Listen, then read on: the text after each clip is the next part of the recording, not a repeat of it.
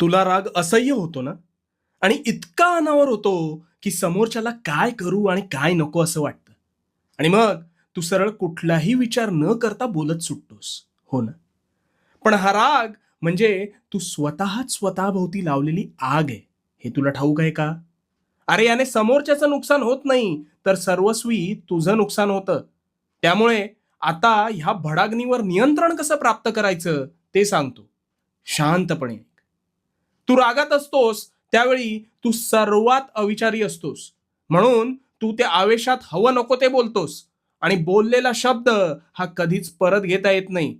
त्यामुळे तू समोरच्याच्या मनाचा विचार न करता बेफाम शब्दांनी वार करतोस. आणि त्याला तर ते लागतंच, पण त्याचा त्रास हा तुला जास्त होतो. मग जेव्हा तू शांत होतोस, तेव्हा तुला वाटतं, आपण फार बोलून गेलो का? हो.